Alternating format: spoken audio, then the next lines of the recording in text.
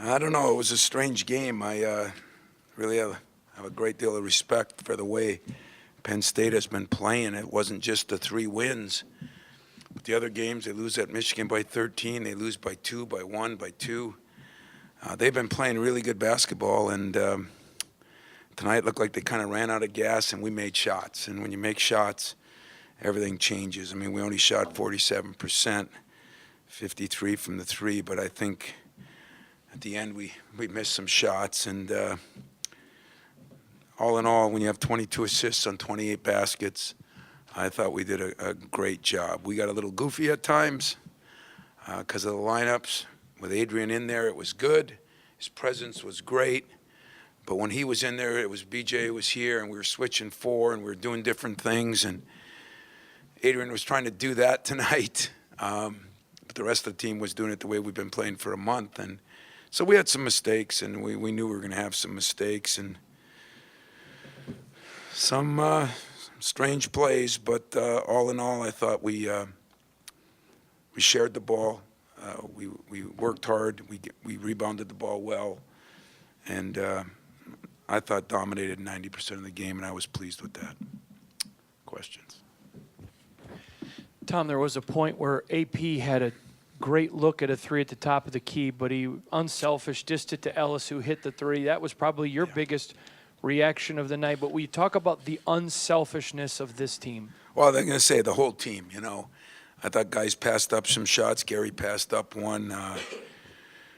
I just thought that that's the way we played early in the year. We had a lot of assists for every game.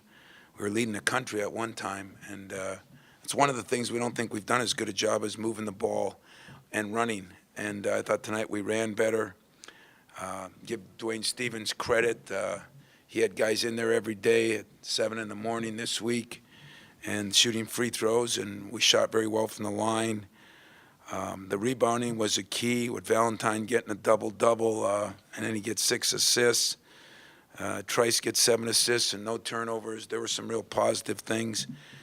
But Penn State didn't play like they've been playing either. That team is very well coached, and they do a hell of a job. And tonight they just did not play as well. I talked to Pat after, and I said, man, you've been playing so good. But that's what happens sometimes, too, when you're playing real good. And sooner or later, you know, you run out of playing hard and playing good, and this happens. So I think they'll bounce back, too. Tom, can you talk about Denzel Valentine tonight and what you got out of him, especially in Athens? Yeah, you know, early in the game, he was, I guess I'd say, out of control there for a little bit. You know, he was just going in there, throwing the ball up, and we took him out and settled him down a little bit. And then I thought he played phenomenal. I mean, rebounding-wise, defensively, made some shots, made some great passes. As I said, did a great job on the boards. You know, I think it was one of Denzel's better games. And when you get balanced with 5 guys and doubles and then everybody getting Kenny the ball, and Kenny made shots, and Denzel had a lot to do with that too. So between Denzel and Trav, there were a lot of assists, and Kenny was on the receiving end of a lot of those. So I thought it was one of Denzel's best games after those first 5-6 minutes. Tom, you've talked a lot, especially even opening up about the rotation. This deep in the year is one of those strange things. You're used to having the rotation, you know, either 8 or however 9 man. Could you talk a little bit about, I guess, the challenges for you and then also the challenges for the guys and what makes that not having a set rotation complicated for the players? Well, I've always run like a pro rotation, you know, where certain times, certain guys go in, at least the first couple of substitution patterns. And what that does is at the 15, 16-minute mark, a guy knows he's coming out, a guy knows he's going in. He can prepare to go in. Started with Morris Peterson. He just went in and told me what he was doing. And worked out pretty good, too.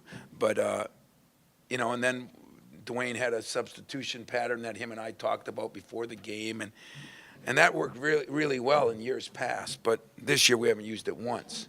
And I can't tell you what it was like yesterday to sit in my office, prepare for practice. I talked to Keith the night before, sounded like things were getting better. And trainer calls and says he can hardly move his wrist. And, you know, we had specialists look at it. We've gone through all the x-rays and everything. And just kind of a strange deal. I don't know if it's locked up or what, but they've done some work on him. But poor guy missed his first game, I think, here. And that does a lot to a team. You know, I don't want to make little of it. I don't want to make too much of it. But you think about it, we've had 4 of our best players, and all 5 starters have been out. And it has been hard on me and my staff. It's been hard on the players. It's not 1 or 2, and it's the most strange, you know, mono, the flu that lasted 2 weeks in Trav's case. You know, then these injuries that almost don't make sense, you know. Now, in Keith's case, everybody knows. We went back and looked today. Keith Appling, before the North Carolina game, was leading the league in three-point field goal percentage. He was 56 and 53 from the 3 and 80-some from the line. And then a couple weeks after, he still was at, high 40s in everything and 76 from the line. And then I think he fell on it again at Penn State, I think it was. And it just has been getting worse and worse. And he falls a lot. You know, I told him he's got to go to gymnastics class, learn how to fall without landing on your wrist, you know. My gymnastics teacher taught me that in college, and it works, you know. So the poor guy is, you know, he's getting, you know, his free throw. That's why it is. And, you know, we didn't keep it quiet necessarily, but we didn't harp on it because there's nothing we could do. And, you know, he's the guy I feel sorry for. I mean, he was crushed today to miss his first game. You know, it was hard. If you ask me, is he going to be ready Sunday or next week? Or you know, I have no idea. I have no idea. It's strange, but I know this: of every guy I got on my team, he's the toughest. And so if he can play, he'll play. And but it has been hard on the players. You know, you look at Costello, and you know, he gets used to playing with Adrian, and Adrian's gone, and then you know, Adrian's used to playing with BJ, and you know, you got to have partners. You got to have people that you understand where they're cut and where they're going. And I think we played like 3 or 4 teams the last couple of weeks, and you looked at it, 19 games, they had 19 same starting 5. I think Iowa had 20, you know, and that's hard on the guys, to be honest with you. But give them credit. I mean, they did a heck of a job tonight under some kind of strange circumstances. Yeah, Coach, I wanted to ask you a big picture question. You and Michigan are tied for first in the Big Ten. Want to know the significance of that in your mind, the state of basketball in the state of Michigan, and also does that add to the sexiness of the race down the stretch, or is it just another team in your mind? No, it's not another team. I mean, it's our rival, but give them credit, too. I mean, they played well. They came up here and won in our place, and they're playing good basketball. I think it does bode well for our state. You know, we're both competing, and I think the next closest team has, 4 or 5 losses.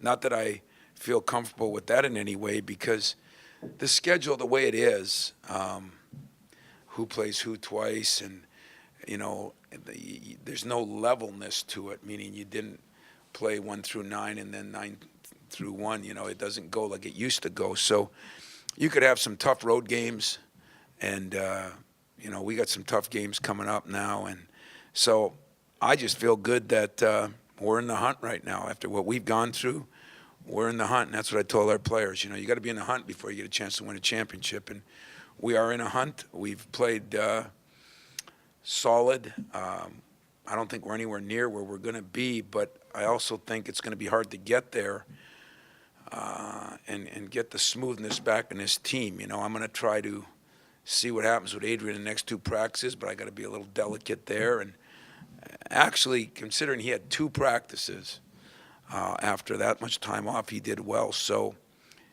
there's going to be some big games coming up before we go down there. And I think we both got some. They got to go to Iowa. We got to go to Wisconsin. So there'll be some tough games. But state of Michigan doesn't get any better than this. Both of us are playing for a championship. Tom, first of all, you had a gymnastics teacher in college? I did. Wow. Me and Mariucci could do those, those flips and, high bar stuff, and more talented than you thought, huh? Nice.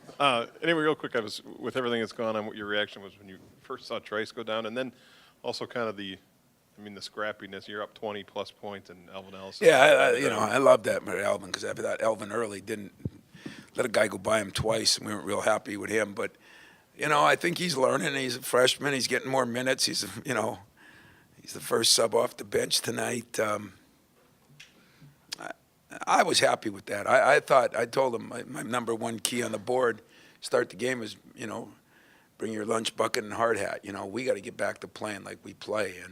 And then when you add in the shooting, and they made some shots at the end, let's be honest, but, I thought we were, 25 up and we were playing maybe some of our best basketball on both ends of the court. And yet there were a million mistakes. It just was a weird game to me, but a good game for us. Tom, could you please, do you have any type of a time frame on Keith at all? None. Yesterday I thought he was practicing, and I have no idea. This has been the most frustrating because some of these injuries, we have a blister that has a blister under the blister. Who in the hell ever heard of that?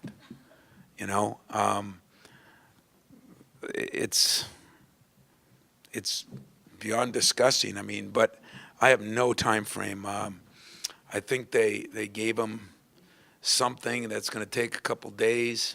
I know he won't practice tomorrow. Whether he does on Saturday and can play Sunday, or whether we're going there without him, I wish I could tell you.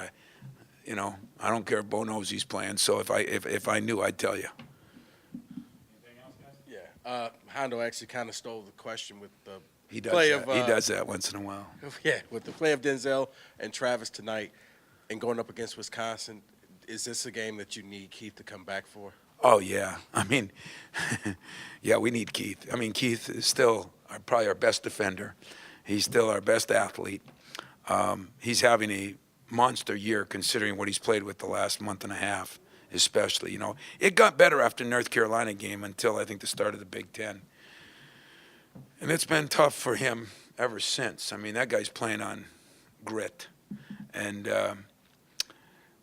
so we do need Keith. We just don't have enough subs on, Elvin's about the only guy we got right now. And, I just don't know what Keith will be able to do, but I know if he can play, he will play. And if not, we're going to find a way to win without him. But that's going to be a lot harder than winning with him.